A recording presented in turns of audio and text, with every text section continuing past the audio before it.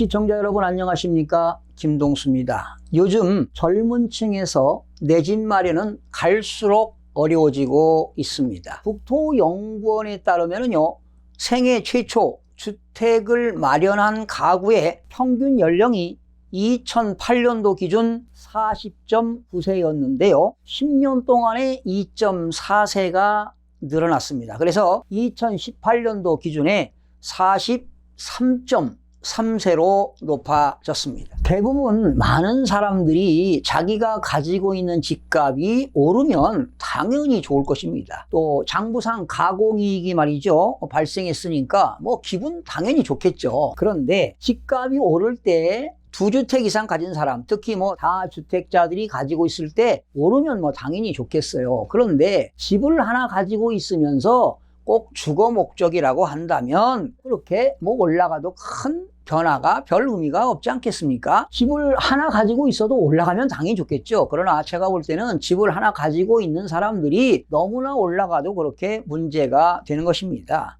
집값이 만약에 한 주택을 주거 목적으로 가지고 있는데 당연히 집값이 올라가면 저 개인적으로는 소득도 좀 올라가야 된다고 봅니다. 그런데 집값은 올라가는데 소득은 올라가지 않는다면 오히려 더 살기가 힘들다는 겁니다. 거기에 나오는 집값 올라가면 말이죠, 각종 관리비나 세금, 준조세들이 많이 비용이 부과되기 때문에 오히려 소득이 줄면서 집값이 올라가는 것도 그렇게 바람직하지 않는 것 같습니다. 그래서 이렇게 소득 없이 집값만 올라가다 보면 오히려 대출받는 경우가 많습니다. 집값 올라갔어? 내 돈 벌었네 하고 오히려 대출을 받아서 집값이 올라가면 자동적으로 대출은 증가하게 되어 있습니다. 가계부채는 늘어나게 되어 있습니다. 그러다가 만약에 집값이 떨어지면 빚만 남게 되는 것입니다. 그래서 집값도 말이죠, 물가 상승률을 대비해서 집값이 시납으로 올라야지 너무나 급격하게 오르는 것도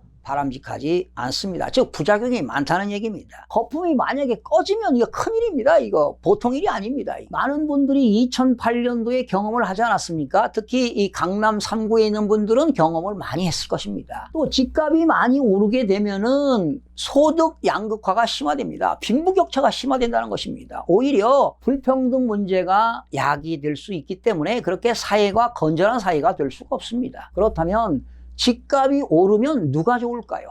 여러 사람이 있습니다. 첫 번째는 매도인 아니겠습니까?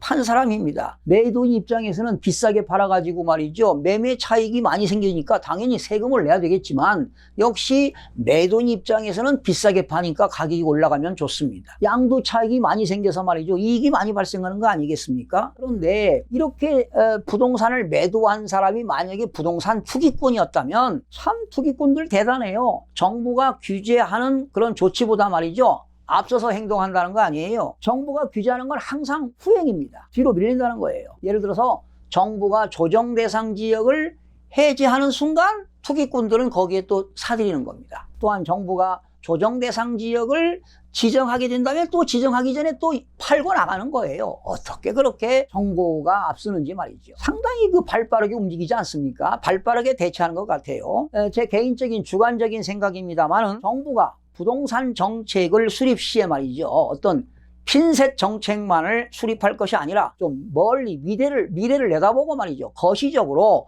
선제적으로 예측 가능한 정책을 수립해야 됩니다. 그리고 정부가 공급 확대 정책 없이 수요만 억누르게 되면 오히려 시장은 불안해질 수밖에 없습니다. 두 번째로는요, 좋아하는 사람들은 건설회사입니다. 건설회사는 가격이 올라가게 되면 분양가도 올라가니까 수익성이 높잖아요. 그런 건설회사는 이익이 많이 발생하는 겁니다. 그러다 보니까 건설회사 입장에서는 대박이고 고점에서 매수한 사람은 완전 쪽박입니다. 그리고 세 번째 좋아하는 사람이 누구냐? 공인중개사들이 좀 좋아하실 겁니다. 그 이유는 매도가가 높아지니까 개업 공인중개사들의 수수료 수익이 많다 보니까 당연히 좋겠지요. 그러나 대부분들의 공인중개사들은 집값이 너무 많이 올라서 걱정하는 분들도 상당히 많습니다. 그러니까 집을 중개하시는 분들도 집값이 너무 많이 오르니까 황당무계하다는 거 아니에요. 자기들도 이상하다는 거지요. 마지막으로 좋아하는 사람은 누구냐? 당연히 국가 또는 지방자치단체가 아니겠습니까? 국가는 국세가 들어옵니다.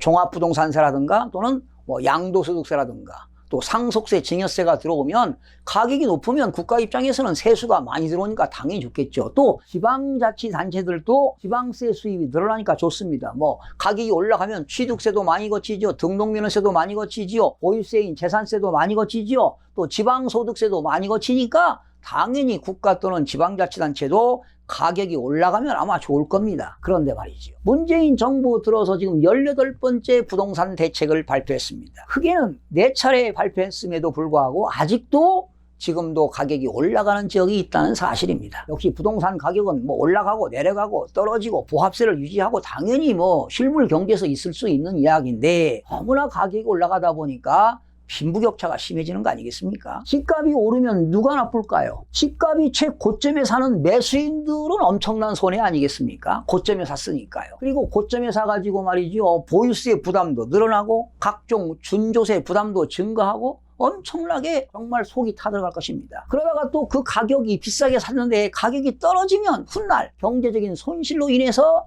정말 정신적인 고통을 당하는 거 아니겠어요? 그리고 집값이 올라가면 그 지역들의 주민들입니다. 평생 그 지역에서 오랫동안 머무르며 살고 있는데 집값이 안정돼야지 말이죠. 투기꾼들이 그냥 집값을 들썩들썩 하니까 결과적으로 그 지역에 사는 전세를 살던 내 집을 갖고 있는 사람들이 살던 간에 그 지역 주민들의 피해가 많다는 거 아니겠습니까? 그래서 만약에 집값이 올라가가지고 만약에 버블이 터지면 어떠한 문제점이 야기되는가 한번 생각해 볼까요? 버블이 터지면 모두가 폭망입니다. 경제가 말이죠. 취약해지면서 지정학적 변화와 사회적인 불안 요인이 증가할 것입니다. 즉 넓은 의미로 봐서는 사회 통합이 약화된다 이런 이야기입니다. 그래서 이제 버블이 꺼지게 되면 가격이 떨어지면 결과적으로 국가 또는 지방자치단체 세수에도 크나큰 세수 부족으로 부족 사태가 발생하겠죠. 그러다 보면 당연히 가격 떨어지면 정부에서 고시한 공시 가격도 떨어지겠죠. 당연한 얘기 아닙니까? 그리고